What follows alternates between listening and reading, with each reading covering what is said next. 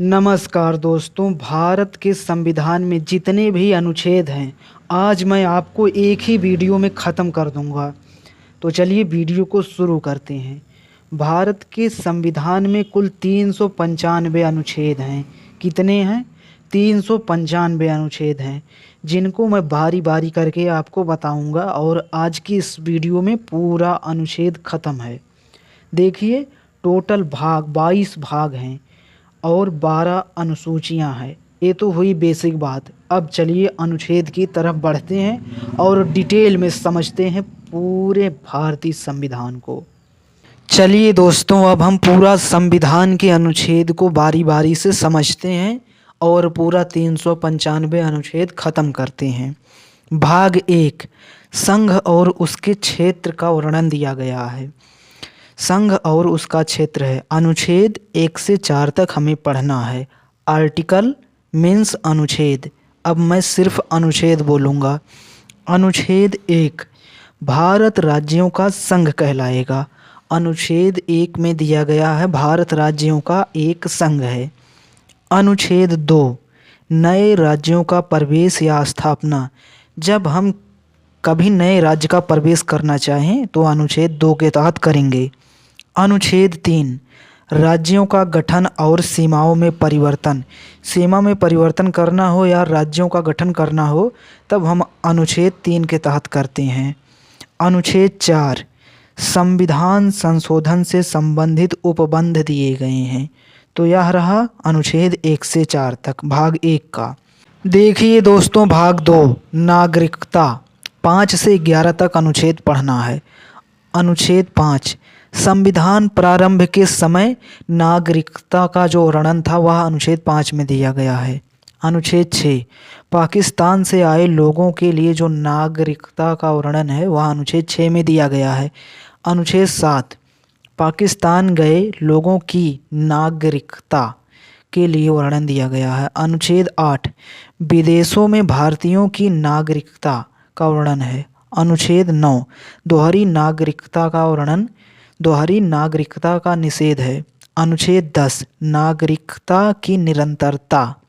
अनुच्छेद 11, संसद को नागरिकता से संबंधित। अब हम चलिए देखते हैं कितना था। हमको 5 से 11 तक पढ़ना था तो हमने पढ़ लिया। स्क्रीनशॉट ले सकते हैं, आप लोग ले लिए होंगे स्क्रीनशॉट। चलिए अब हम बढ़ते हैं तीसरे चीज़ पे, जो कि भाग 3। भाग 3 में मौलिक अधिकार दिया गया है। भाग 3, मौलिक अधिकार। आर्टिकल 12 से 35 तक पढ़ना होगा। अनुच्छेद 12, राज्य की परिभाषा दी गई है। अनुच्छेद 12 में राज्य की परिभाषा दी गई है। अनुच्छेद 13, विधियों की वैधता की परीक्षा है। अनुच्छेद 14, समानता का अधिकार दिया गया है। अनुच्छेद 15, भेदभाव का निषेध है। अनुच्छेद 16, सरकारी नौकरियों में समान अवसर। जो आप लोग परीक्षा फॉर्म भरते हैं, एप्लीकेशन फॉर्म भरते हैं नौकरियों का, वह 16 में वर्णन दिया गया है। अनुच्छेद 17, अस्पृश्यता का अंत। अस्पृश्यता का अंत अनुच्छेद 17 के तहत किया जाएगा। अनुच्छेद 18, उपाधियों का अंत। जो उपाधियां दी गई हैं अनुच्छेद 18 के तहत अंत किया जाएगा। चलिए हम देखते हैं अब 19 से मौलिक अधिकार। अनुच्छेद 19, स्वतंत्रता का अधिकार। भाषण, सभा आदि के बारे में आप कह सकते हैं अनुच्छेद 19 के तहत। अनुच्छेद 20, अपराधों के मामलों में सुरक्षा।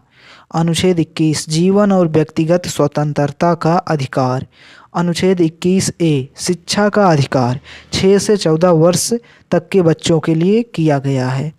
चलिए हम देखते हैं अनुच्छेद 22 में क्या दिया गया है। अनुच्छेद 22, गिरफ्तारी और निरोध के अधिकार। अनुच्छेद 23, मानव तस्करी और बंधुआ मजदूरी का निषेध। अनुच्छेद 24, बाल श्रम का निषेध। अनुच्छेद 25, धर्म की स्वतंत्रता। अनुच्छेद 26, धार्मिक संस्थाओं की स्वतंत्रता। चलिए हम आगे मौलिक अधिकार अपना देखते हैं। इतना इधर हुआ। अब आइए हम चलते हैं 27 पे। अनुच्छेद 27 देखिए। अनुच्छेद 27, करों द्वारा किसी धर्म के प्रचार का निषेध। अनुच्छेद 28 में दिया गया है धार्मिक शिक्षा पर रोक। अनुच्छेद 29 में दिया गया है अल्पसंख्यकों के हितों की रक्षा। अनुच्छेद 30 अल्पसंख्यक शिक्षण संस्थाओं का अधिकार। अनुच्छेद 31 संपत्ति का अधिकार। अब मौलिक अधिकार नहीं है, संपत्ति का अधिकार हो गया है। चलिए अनुच्छेद 32 को देख लेता हूँ। आपको कमेंट में बताना है डॉक्टर BR अम्बेडकर ने अनुच्छेद 32 को क्या कहा है। अनुच्छेद 32 मौलिक अधिकारों की संरक्षण हेतु सर्वोच्च न्यायालय में याचिका। अनुच्छेद 32 में दिया गया है। अनुच्छेद 33 से 35 तक सशस्त्र बलों व संसद से संबंधित अधिकार सीमाएं हैं। अब चलिए हम देखते हैं 36 से आगे का अनुच्छेद। भाग 4 में, भाग आपको याद करना होगा तो भाग को अलग अलग करके याद करिएगा। आइए बढ़ते हैं हम भाग 4 में। राज्य के नीति निर्देशक तत्व, जिसे हम लोग बोलते हैं directive principle of state policy. चलिए अब हम लोग देखते हैं अनुच्छेद 36 से 51 तक। देखिए अनुच्छेद 36 में राज्य के नीति निर्देशक तत्वों की परिभाषा दी गई है। अनुच्छेद 37 में इन तत्वों का पालन राज्य का कर्तव्य है। अनुच्छेद 38 में दिया गया है सामाजिक, आर्थिक और राजनीतिक न्याय की स्थापना करना। अनुच्छेद 39 नागरिकों के कल्याण हेतु नीतियाँ। अब चलिए हम 39A से आपको आगे बताते हैं। देखिए अनुच्छेद 39A समान न्याय और निःशुल्क विधिक सहायता। अनुच्छेद 39A में दिया गया है। अनुच्छेद 40 ग्राम पंचायतों की स्थापना कर सकते हैं अनुच्छेद 40 के तहत। अनुच्छेद 41 रोजगार, शिक्षा और सहायता का अधिकार। देखिए अनुच्छेद 42 काम की उचित स्थिति और मातृत्व राहत। अनुच्छेद 43 श्रमिकों को उचित जीवन स्तर।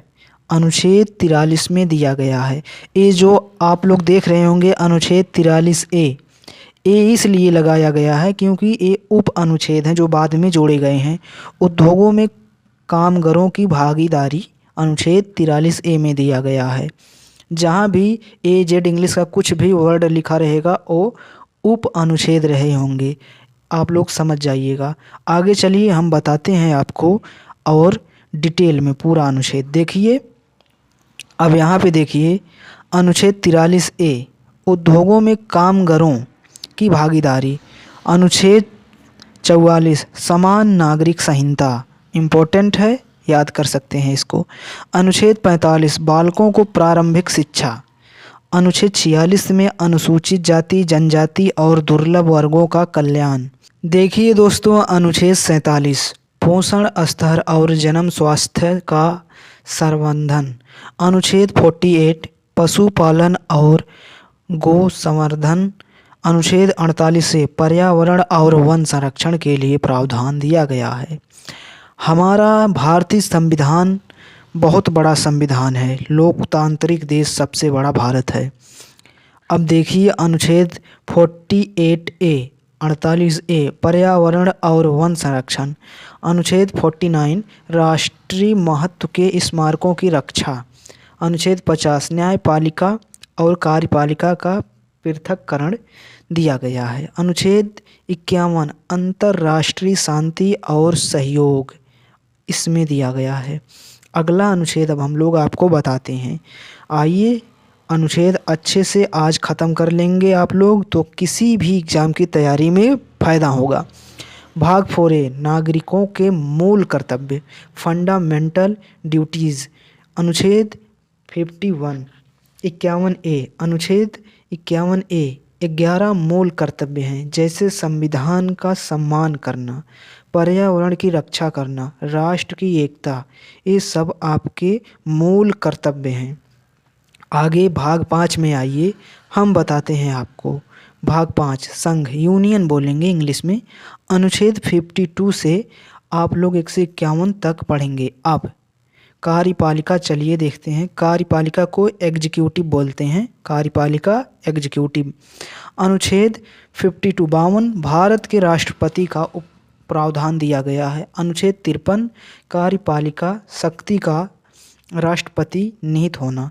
अनुच्छेद 54 राष्ट्रपति का निर्वाचन होगा। अनुच्छेद 56 राष्ट्रपति का कार्यकाल दिया गया है। अब चलिए हम बताते हैं 57 वाला आपको। अनुच्छेद 57, हमने कुछ अनुच्छेदों को काट दिया है जो उतना इम्पोर्टेंट नहीं है, इसलिए आपको इम्पोर्टेंट अनुच्छेद याद करना है।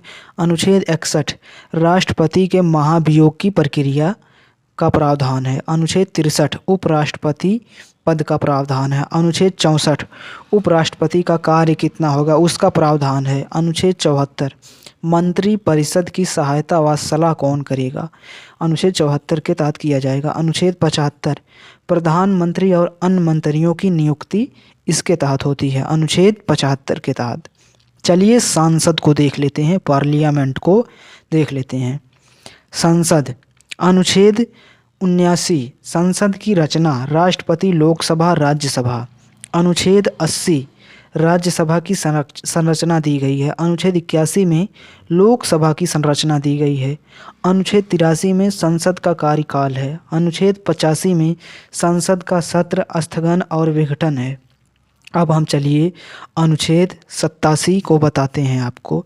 हमने पहले ही बताया है आपको, कुछ अनुच्छेद हमने हटा दिए हैं, इसलिए अब हम लोग आपको 85 के बाद 100 अनुच्छेद समझा रहे हैं। अनुच्छेद 100 मतदान की प्रक्रिया। अनुच्छेद 102 संसद सदस्यता की अयोग्यता। ये सब इम्पोर्टेंट अनुच्छेद है। अनुच्छेद 105 संसद सदस्यों के विशेषाधिकार दिया गया है। अनुच्छेद 110 धन विधेयक की परिभाषा दी गई है। अनुच्छेद 112 वार्षिक बजट दिया गया है। चलिए अगला अनुच्छेद हम देखते हैं। अगला अनुच्छेद 112 था, अब हम 124 से शुरू कर रहे हैं आप लोगों के लिए। न्यायपालिका, यहाँ पे देखिए अनुच्छेद 124 सर्वोच्च न्यायालय की स्थापना। अनुच्छेद 125 में न्यायाधीशों का वेतन दिया गया है। अनुच्छेद 136 विशेष अनुमति याचिका SLP दिया गया है।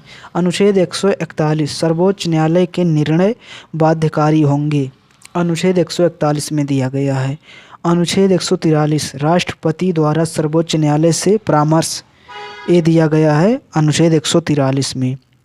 महालेखा परीक्षक बहुत ही इम्पोर्टेंट है, इसको ज़रूर याद कर लेना, क्वेश्चन फंस सकता है। महालेखा परीक्षक अनुच्छेद 148 भारत के नियंत्रक एवं महालेखा परीक्षक कैग का वर्णन है। अनुच्छेद 151 उनके प्रतिवेदन संसद में प्रस्तुत करना है। अनुच्छेद 151 में दिया गया है महालेखा परीक्षक के बारे में। अब चलिए हम देखते हैं भाग 6 152 से 237 तक अनुच्छेद को। अनुच्छेद 152 से 237 तक पढ़ेंगे। राज्यपाल, गवर्नर को पढ़ेंगे हम लोग। चलिए देख लेते हैं गवर्नर के लिए क्या दिया गया है अनुच्छेद में। अनुच्छेद 153 प्रत्येक राज्य में राज्यपाल होगा। अनुच्छेद 154 कार्यपालिका शक्ति राज्यपाल में निहित है। अनुच्छेद 155 राज्यपाल की नियुक्ति राष्ट्रपति द्वारा की जाएगी। अनुच्छेद 156 राज्यपाल का कार्यकाल कितना रहेगा इसमें दिया गया है। अनुच्छेद 161 राज्यपाल को क्षमादान का अधिकार है। आगे चलिए अब हम बताते हैं राज्य की कार्यपालिका क्या है। राज्य की कार्यपालिका हम इम्पोर्टेंट अनुच्छेद को बता रहे हैं, जब चैप्टर को पढ़ाऊंगा तो डिटेल में पढ़ाऊंगा। अनुच्छेद 163 राज्यपाल की सहायता हेतु मंत्री परिषद। अनुच्छेद 164 मुख्यमंत्री और अन्य मंत्रियों की नियुक्ति अनुच्छेद 164 के तहत की जाती है।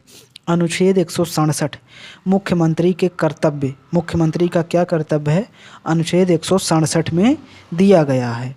आइए अब हम अनुच्छेद 168 देखते हैं। 167 हो गया। अनुच्छेद 168 राज्य विधानमंडल की संरचना विधानसभा विधान परिषद द्वारा होगी। अनुच्छेद 170 विधानसभा की संरचना। अनुच्छेद 171 विधान परिषद की संरचना। अनुच्छेद 174 सत्र, स्थगन और विघटन का प्रावधान है। अनुच्छेद 178 में विधानसभा अध्यक्ष और उपाध्यक्ष का प्रावधान है। अनुच्छेद 191 में सदस्यता की अयोग्यता का प्रावधान है। अनुच्छेद 194 में सदस्यों के विशेष अधिकार का वर्णन है। आगे चलिए अनुच्छेद 199 देख लेते हैं। अनुच्छेद 199 धन विधेयक की परिभाषा राज्य स्तर पर दी गई है। अनुच्छेद 202 राज्य का वार्षिक बजट क्या है? राज्य की न्यायपालिका। अब हम लोग देखते हैं आगे राज्य की न्यायपालिका का क्या क्या प्रावधान दिया गया है राज्यपालिका में। अनुच्छेद 214 राज्य में उच्च न्यायालय की स्थापना होगी। अनुच्छेद 215 उच्च न्यायालय की शक्तियाँ दी गई है। अनुच्छेद 226 उच्च न्यायालय की रीट जारी करने की शक्ति है 226 में। अनुच्छेद 227 अधीनस्थ न्यायपालों पर नियंत्रण। अनुच्छेद 233 जिला न्यायाधीशों की नियुक्ति की जाएगी। किसके तहत? 233 के तहत। आगे चलिए अब हम लोग देखते हैं भाग 7। भाग 7 को अच्छे से पढ़ लेंगे हम लोग। भाग 7 पूर्ववर्ती भाग बी राज्यों से संबंधित अब निरस्त हैं। अनुच्छेद 238 निरस्त किया जा चुका है 7वां संविधान संशोधन 1956 द्वारा। आगे चलिए अब हम बताते हैं आपको। चलिए दोस्तों भाग 8 केंद्र शासित प्रदेश को हम समझते हैं। अनुच्छेद 239 से 242 तक केंद्र शासित प्रदेश को समझेंगे। अनुच्छेद 239 केंद्र शासित प्रदेशों का प्रशासन राष्ट्रपति के अधीन होगा। आगे चलिए अब हम लोग अनुच्छेद 239 ए बता रहा हूँ। अनुच्छेद 239 से कुछ केंद्र शासित प्रदेशों में विधानमंडल की व्यवस्था होगी। अनुच्छेद 240 राष्ट्रपति को कुछ प्रदेशों के लिए विनियम बनाने की शक्ति है। अनुच्छेद 241 उच्च न्यायालय की स्थापना का प्रावधान है। आगे चलिए हम देख लेते हैं अब क्या दिया गया है अनुच्छेद में। हम आ गए हैं भाग 9 में। आज आपका अनुच्छेद पूरा ख़त्म है। वीडियो को आप लोग थोड़ा थोड़ा करके देखेंगे तो अच्छे से याद हो जाएगा। चलिए दोस्तों भाग 9 पंचायत को समझते हैं। पंचायत के लिए क्या अनुच्छेद है? अनुच्छेद 243 इसे देखिए 73वां संविधान संशोधन 1992 द्वारा जोड़ा गया है। अनुच्छेद 243 पंचायतों की परिभाषा इसमें दी गई है। अनुच्छेद 243 बी त्रिस्तरीय पंचायत की व्यवस्था का प्रावधान है 243 बी में। अनुच्छेद 243 सी सीटों का निर्धारण इसमें दिया गया है। अनुच्छेद 243 डी अनुसूचित जाति जनजाति के लिए आरक्षण 243 डी में दिया गया है। अब चलिए हम लोग आपको बताते हैं अनुच्छेद। यहाँ पे देखिए अनुच्छेद 243 पंचायतों का कार्यकाल 5 वर्ष का होगा। अनुच्छेद 243 के पंचायत का चुनाव आयोग द्वारा किया जाएगा।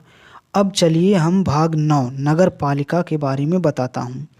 देखिए दोस्तों अनुच्छेद 243 पी से 243 जेड जी तक 74वां संविधान संशोधन 1992 में जोड़ा गया है। अनुच्छेद 243 पी नगर पालिका की परिभाषा दी गई है। अनुच्छेद 243 क्यू में नगर पालिकाओं की स्थापना है। अनुच्छेद 243 आर नगर पालिका की संरचना का प्रावधान दिया गया है। आगे चलिए हम बताते हैं आपको यहाँ पे अभिन्न नगर पालिका के बारे में और है। यहाँ पे देखिए अनुच्छेद 243 डब्लू नगर पालिकाओं की शक्तियाँ व कार्य दिया गया है। अनुच्छेद 243 जेड वित्त आयोग की स्थापना अनुच्छेद 243 जेड में दी गई है। देखिए दोस्तों भाग 9 बी सहकारी समितियाँ अनुच्छेद 243 से 243 जेड टी तक 97 संशोधन 2011 में हुआ था। अनुच्छेद 243 जेड एच सहकारी समितियों की परिभाषा। अनुच्छेद 243 जेड आई गठन और प्रबंधन का जिक्र है। आगे चलिए हम बताते हैं आपको अनुच्छेद 243 जेड के चुनाव प्रक्रिया का प्रावधान। अनुच्छेद 243 जेड एम लेखा परीक्षा और रिपोर्ट का प्रावधान है। आगे चलिए हम बताते हैं आपको भाग 10। देखिए दोस्तों भाग 10 अनुसूचित और जनजाति क्षेत्र अनुच्छेद 244 से 244 ए तक पढ़ेंगे। अनुच्छेद 244 अनुसूचित क्षेत्रों का प्रशासन। अनुच्छेद 244 ए असम में स्वायत्त राज्य की स्थापना। आगे चलिए हम बताते हैं और अनुच्छेद में क्या क्या दिया गया है।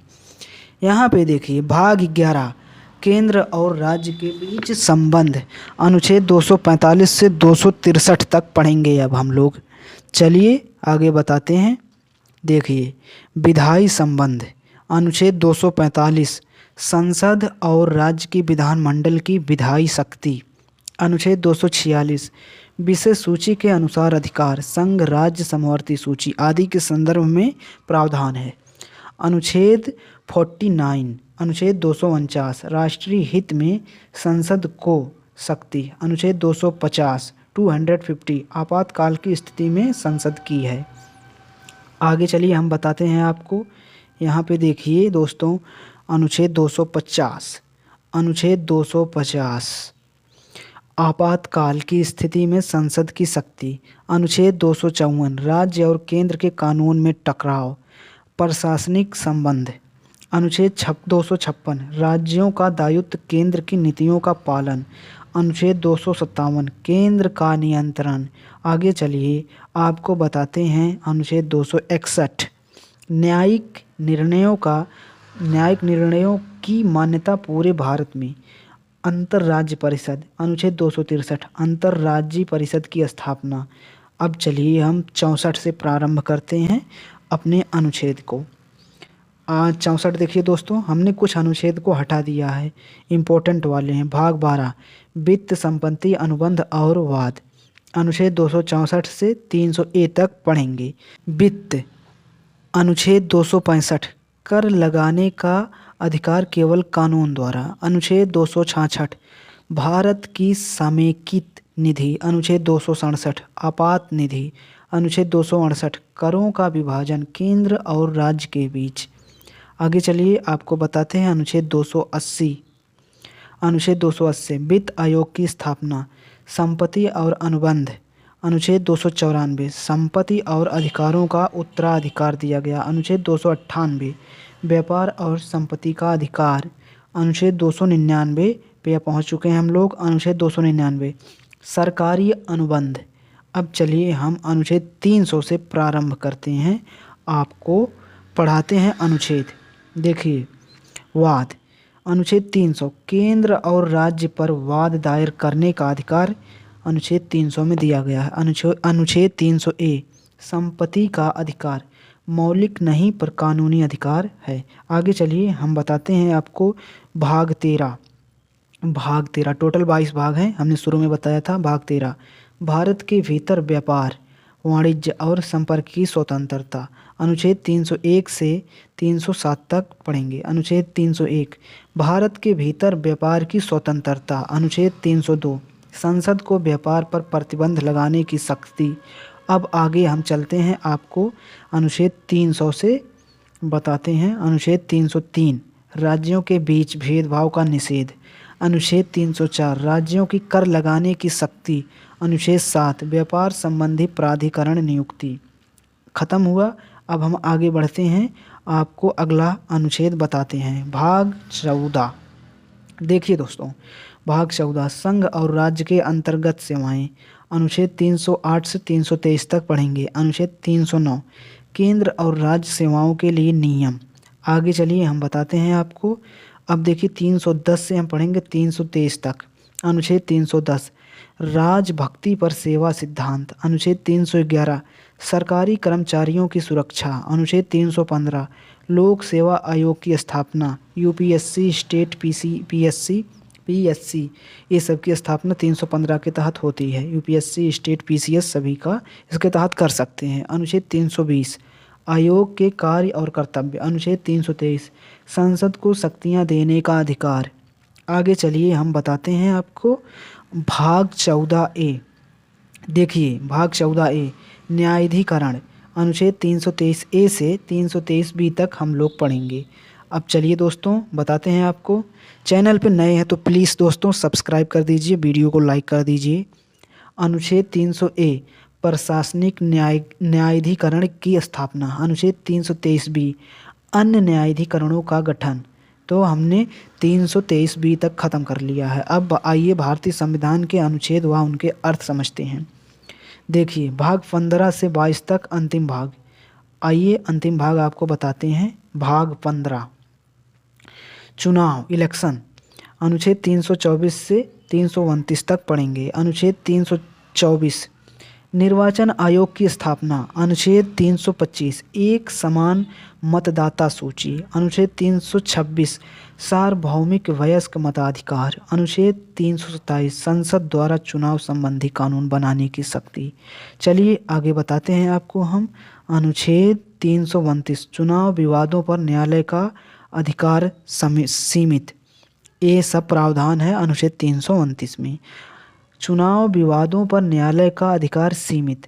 अब चलिए हम आगे बताते हैं आपको भाग 16। भाग 16 कुछ वर्गों से संबंधित विशेष उपबंध अनुच्छेद 330 से 342 ए तक। अनुच्छेद 330 अनुसूचित जाति और जनजाति के लिए लोकसभा में आरक्षण का प्रावधान। अनुच्छेद 332 विधानसभा में आरक्षण। अनुच्छेद 334 आरक्षण की अवधि। अनुच्छेद 335 अनुसूचित जाति जनजाति के हितों। आगे चलिए हम बताते हैं आगे के हितों का ध्यान। अनुच्छेद 338 यहाँ पे देखिए, अनुच्छेद 338 राष्ट्रीय अनुसूचित जाति आयोग। अनुच्छेद 338 ए राष्ट्रीय अनुसूचित जनजाति आयोग। अनुच्छेद 340 पिछड़े वर्गों की जांच के लिए आयोग। अनुच्छेद 342 अनुसूचित जनजातियों की सूची। अनुच्छेद 342 से सामाजिक और शैक्षणिक रूप से पिछड़े वर्गों की सूची। सब अनुच्छेद इसमें हमारे वर्गों के लिए दिया गया है, अनुसूचित जाति जनजाति के प्रावधान दिए गए हैं। आगे चलिए भाग 7। भाग 17 देखते हैं। सॉरी मैंने 7 बोल दिया, कहीं भी गलती हो गई हो तो मुझे माफ़ कर देना, फिर भी मैं बता रहा हूँ। भाग 17 आधिकारिक भाषा ऑफिशियल लैंग्वेज। अनुच्छेद 343 से 351 तक पढ़ेंगे। अनुच्छेद 343 हिंदी को संघ की राजभाषा घोषित किया गया। अनुच्छेद 344 राजभाषा आयोग की स्थापना। अनुच्छेद 345 राज्यों की राजभाषा। आगे चलिए अब हम बताते हैं 346। यहाँ पे देखिए 346 अनुच्छेद राज्यों के बीच आधिकारिक संचार की भाषा। अनुच्छेद 347 भाषा के उपयोग हेतु मान्यता। अनुच्छेद 350 ए प्राथमिक स्तर पर मातृभाषा में शिक्षा का प्रावधान। अनुच्छेद 351 हिंदी भाषा के विकास का निर्देश 351 में दिया गया है। अगर हम कुछ भी जोड़ना चाहेंगे हिंदी भाषा के लिए तो अनुच्छेद 351 में जोड़ना पड़ेगा। आइए अब हम भाग 18 को देखते हैं। टोटल 22 भाग है, 22 भाग को पढ़ के ख़त्म कर देंगे। भाग 18 आपातकालीन उपबंध इमरजेंसी। अनुच्छेद 352 से 360 तक पढ़ेंगे। अनुच्छेद 352 राष्ट्रीय आपातकाल।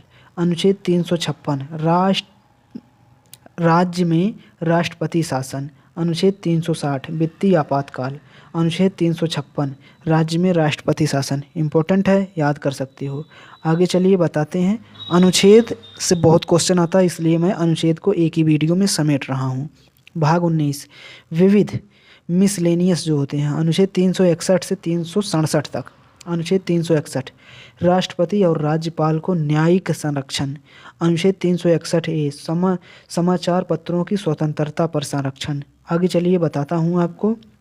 अनुच्छेद 362 निरस्त रियासतों से संबंधित विशेषाधिकार। आगे चलिए अब हम आपको बताते हैं अनुच्छेद 362। अनुच्छेद 367 परिभाषाओं का स्पष्टीकरण। भाग 20 बहुत जल्दी ख़त्म होने वाला है आपका अनुच्छेद। अब भाग 20 संविधान में संशोधन। अनुच्छेद 368 अनुच्छेद 368 संविधान संशोधन की प्रक्रिया और संसद की शक्ति अनुच्छेद 368 में है। कमेंट करके बताइए संशोधन करने की प्रक्रिया हमने किस देश से ली है। आइए आगे हम देखते हैं भाग 21 को। भाग 21 अस्थायी संक्रमणकालीन और विशेष उपबंध। दोस्तों सब्सक्राइब लाइक ज़रूर कर दो। अनुच्छेद 369 से 392 तक पढ़ेंगे। अनुच्छेद 370 जम्मू कश्मीर को विशेष राज्य का दर्जा था, अब निरस्त कर दिया गया है 2019 में। तो बहुत ही इंपॉर्टेंट क्वेश्चन है, आ सकता है, याद कर लो। आगे चलिए अनुच्छेद 371 कुछ राज्यों के लिए विशेष उपबंध। अनुच्छेद 372 पूर्ववर्ती कानूनों को निरंतरता। अनुच्छेद 352 संविधान लागू करने की शक्ति। आगे चलिए हम बताते हैं दोस्तों आपको सब कुछ। भाग 22 अंतिम भाग है आपका। भाग 22 संक्षिप्त नाम प्रारंभ हिंदी पाठ और निरसन। अनुच्छेद 393 से 395 तक पढ़ेंगे। अनुच्छेद 393 संविधान का नाम भारत का संविधान होगा। अनुच्छेद 394 संविधान का प्रारंभ। अनुच्छेद 395 भारत सरकार अधिनियम 1935 बहुत ही इम्पोर्टेंट है निरसन का।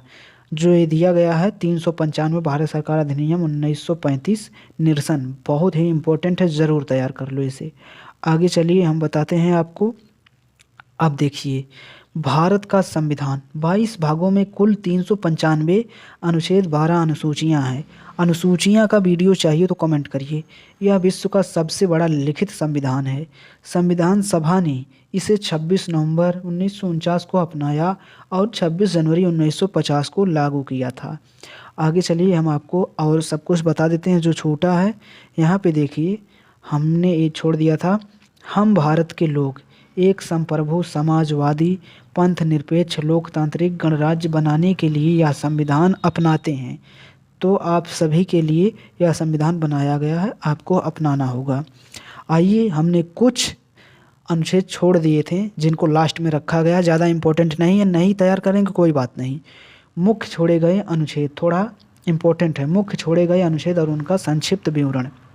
अनुच्छेद 60 राष्ट्रपति पद की स्वतंत्रता और मर्यादा। अनुच्छेद 61 राष्ट्रपति के महाभियोग की प्रक्रिया। आगे चलिए हम बता देते हैं, जो हमने छोड़ दिया है थोड़ा हम उनको भी आपको बता देते हैं। अनुच्छेद 62 राष्ट्रपति का चुनाव और कार्यकाल समय। अनुच्छेद 63 उपराष्ट्रपति पद। अनुच्छेद 64 उपराष्ट्रपति का कार्य। अनुच्छेद 65 उपराष्ट्रपति का चुनाव। अनुच्छेद 66 उपराष्ट्रपति का कार्यकाल।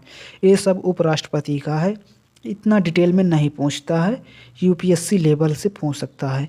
अनुच्छेद 66 उपराष्ट्रपति का कार्यकाल अभी बताया। अनुच्छेद 67 उपराष्ट्रपति की अस्थायी रिक्तता में कार्य। अनुच्छेद 68 राष्ट्रपति चुनाव आयोग। अनुच्छेद 69 उपराष्ट्रपति के निर्वाचन के समय राष्ट्रपति की क्या भूमिका होगी। आगे चलिए बता देता हूँ, और कुछ छोटे हुए मुख्य अनुच्छेद हैं, आपको तैयार कर लेना चाहिए। यहाँ पे देखिए आप लोग, अनुच्छेद 70 राष्ट्रपति उपराष्ट्रपति ओथ या शपथ। अनुच्छेद 71 राष्ट्रपति और उपराष्ट्रपति चुनाव विवादों का समाधान। अनुच्छेद 72 राष्ट्रपति को क्षमादान और अन्य शक्तियाँ 72 में। अनुच्छेद 73 संघ के कार्यकारी शक्ति और का विस्तार। अब चलिए 74 देखते हैं। अनुच्छेद 74 राष्ट्रपति की सहायता हेतु मंत्रिपरिषद। अनुच्छेद 75 प्रधानमंत्री और मंत्रियों की नियुक्ति। अनुच्छेद 76 राज्य व संघ के लिए अतिरिक्त कानून गो। अनुच्छेद 77 राष्ट्रपति की कार्यपालिका मंत्रिपरिषद। अनुच्छेद 78 प्रधानमंत्री के कर्तव्य दिए गए हैं।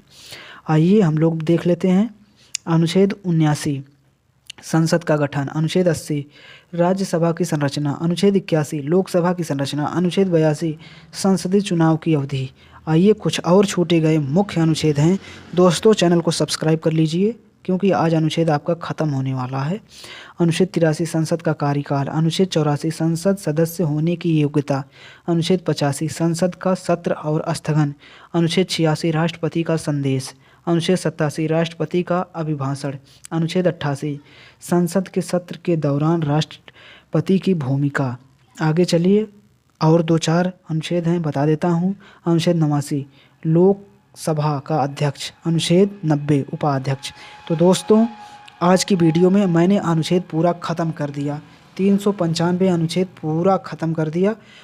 अगर आपको संविधान डिटेल में पढ़ना होगा तो कमेंट करिए कि सर डिटेल में संविधान की वीडियो पढ़ाइए, एक एक चैप्टर, तो आपको एक एक चैप्टर बहुत ही अच्छे से समझाया जाएगा और उसके बाद ऑब्जेक्टिव क्वेश्चन भी दिया जाएगा, जिससे आपकी तैयारी बेहतरीन हो सकेगी। आप मेरे चैनल से जुड़ जाइए और डेली इसी प्रकार वीडियो पाते रहिए। धन्यवाद, नमस्कार।